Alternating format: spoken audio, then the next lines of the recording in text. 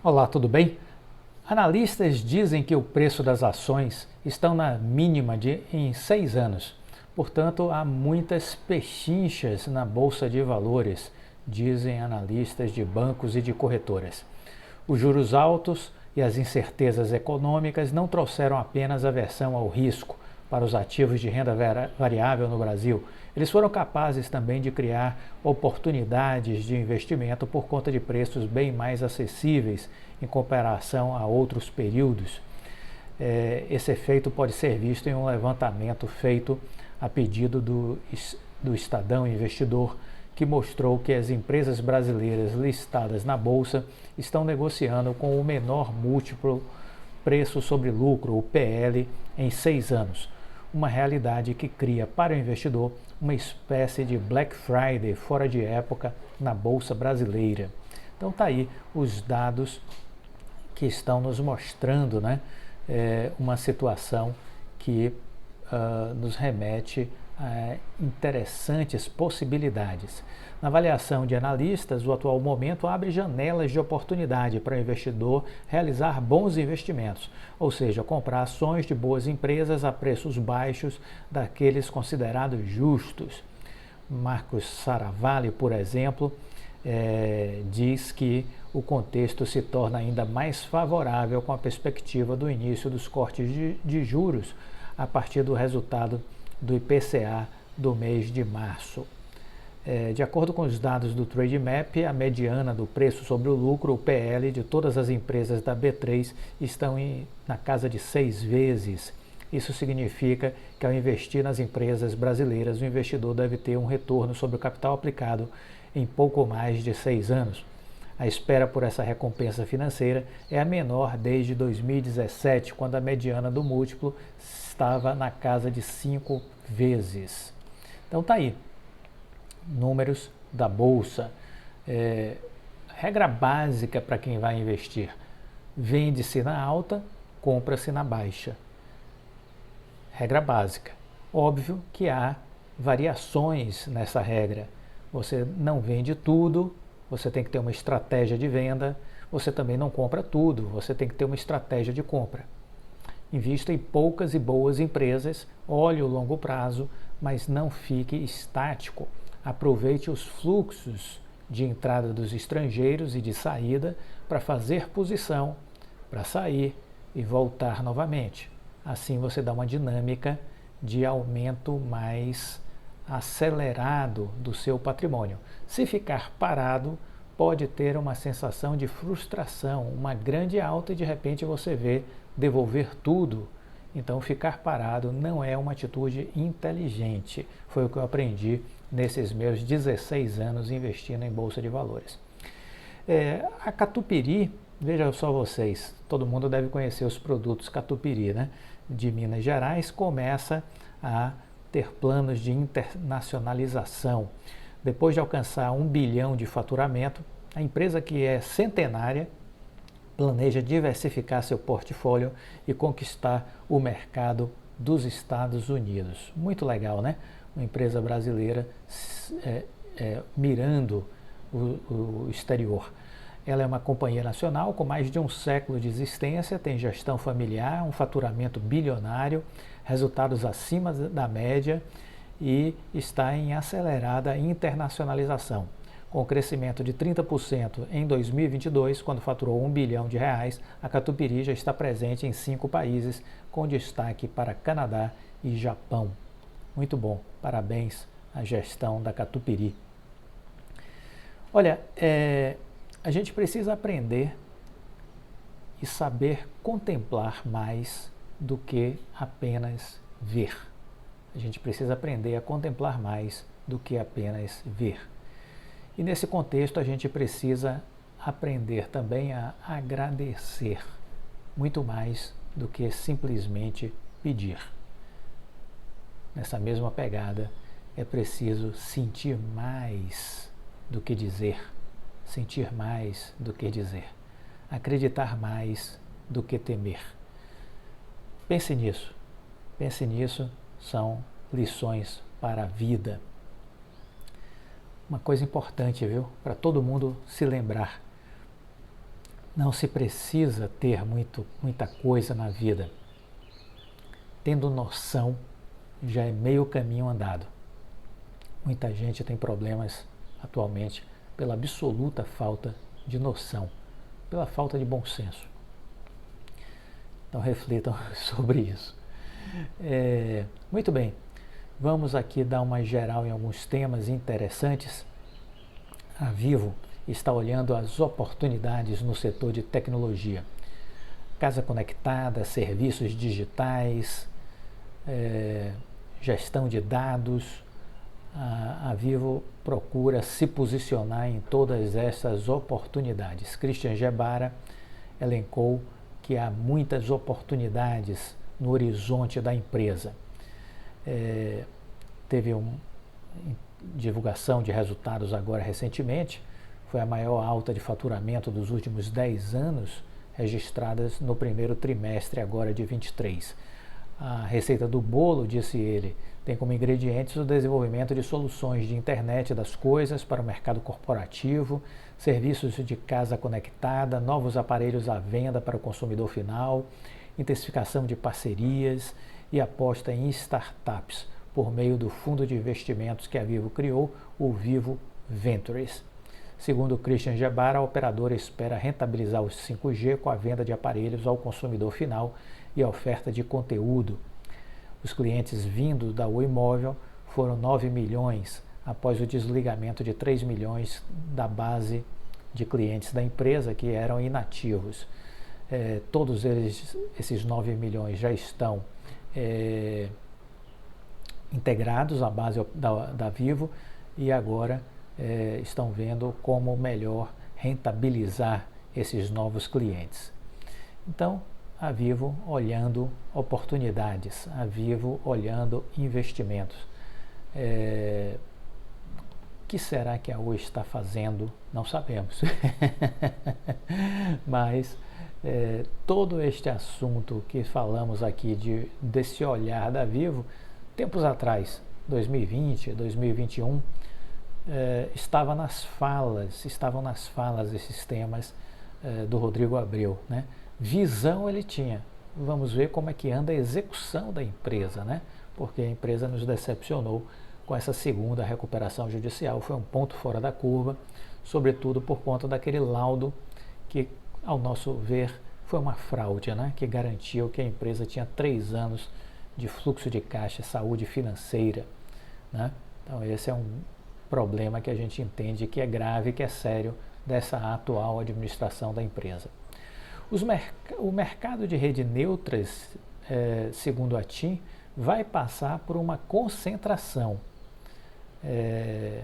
O CEO da empresa, o Alberto Griselli, em recente conferência, disse que a banda larga fixa, assim como a rede neutra, estão passando por processos de consolidação. A segunda onda de consolidação com grandes players está em curso, né? E muitos dos atuais pequenos provedores vão fazer parte deste processo de consolidação e outros tantos vão ficar de fora do mercado. Essa é uma tendência natural.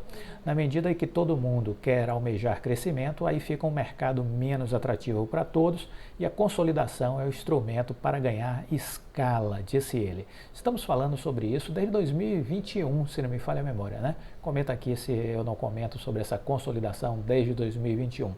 Vão ficar poucas empresas. Todas as consolidações nos levam na reta final para poucos players. Quantos terão na parte de fibra ótica? Provavelmente uns 5, 6 players, não mais do que isso. Os outros todos vão desaparecer, vão ser comprados ou simplesmente vão sumir do mapa, vão fechar as portas. E aí ele está dizendo que nas redes neutras também vai haver uma consolidação e vão ficar poucas empresas.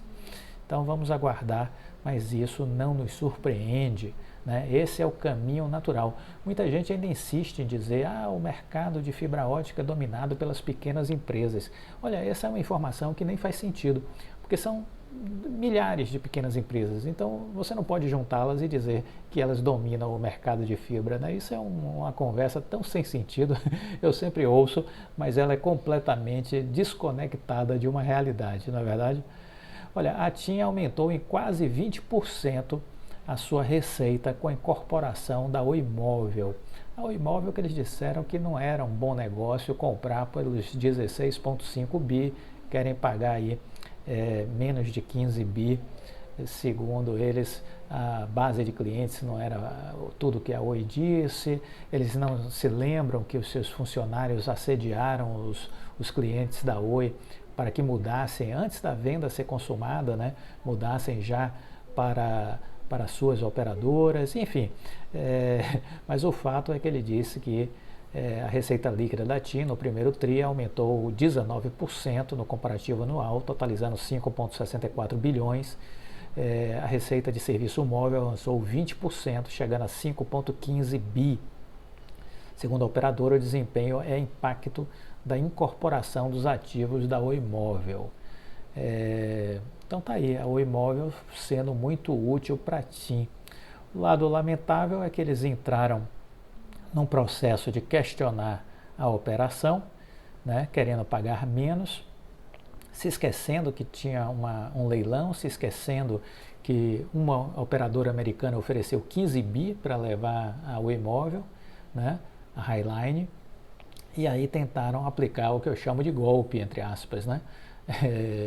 E aí agora a gente está num processo de arbitragem, mas que ainda nem começou, porque isso é a cara do Brasil, né? Ainda nem começou a arbitragem, então está com os recursos aí depositados em juízo, mas bloqueados. A Oi não pode usar enquanto essa arbitragem não acabar. Quanto tempo vai levar essa arbitragem? Deus é que sabe. Pode demorar 2 anos, 3 anos, 4 anos e o dinheiro está lá, bloqueado. Acredito que o intuito deles foi alcançado, que foi prejudicar a Oi. Não vamos ser ingênuos, não vamos ser ingênuos, né? Olha, a Paper Excellence anunciou 20 bilhões em investimentos no Brasil. A Paper Excellence, empresa que é sócia da JIF, anunciou no dia 10 a intenção de investir 4 bilhões de dólares, ou seja, 20 bilhões de reais em novos projetos de celulose no Brasil. A informação saiu no Valor Econômico. Segundo o empresário indonésio Jackson Wijaya, fundador da empresa, os investimentos serão complementares aos 16 bilhões de reais já anunciados pela Eldorado com a construção de uma planta no estado do Mato Grosso do Sul. Segundo a empresa, ainda está em estudo a melhor região para o novo investimento, que deverá gerar mais de 2.500 empregos diretos. Participaram do encontro o presidente da empresa no Brasil, Cláudio Cotrim, e os governadores Helder Barbalho do Pará, Renato Casagrande do Espírito Santo, Eduardo Leite do Rio Grande do Sul, Cláudio Castro do Rio de Janeiro, Mauro Mendes do Mato Grosso e Renato Casagrande do Espírito Santo. Não, já falei esse. A empresa desembarcou no Brasil em 2017 ao comprar uma participação de 49% na Eldorado Celulose junto à JIF. Além da Operação Brasil, eles possuem empresas no Canadá, nos Estados Unidos e na França. São 60 fábricas e 21 mil funcionários. Então está aí uma empresa estrangeira investindo no Brasil. Poxa, mas e a crise, e o governo Lula, não sei o quê. Olha, só quem olha isso é quem não entende nada de empresariamento, que não entende nada de economia, não entende nada de investimentos. Quem traz para o mundo empresarial e o mundo dos investimentos a questão política sob um viés partidário, desculpa, eu posso até respeitar o seu ponto de vista, mas eu tenho que lhe dizer que você está errado. Não me leve a mal, mas eu tenho que lhe dizer isso. A ação da Edux teve disparada de quase 24% após apresentar o resultado do primeiro trimestre. Então, investidores foram às compras, compraram, houve uma disparada das ações da companhia e diversas casas de análises considerou a empresa como a queridinha do setor. O que aconteceu? Olha, as empresas de educação foram penalizadas pelo FIES, foram penalizadas pela pandemia, estavam alavancadas, tiveram problemas e viveram seu calvário.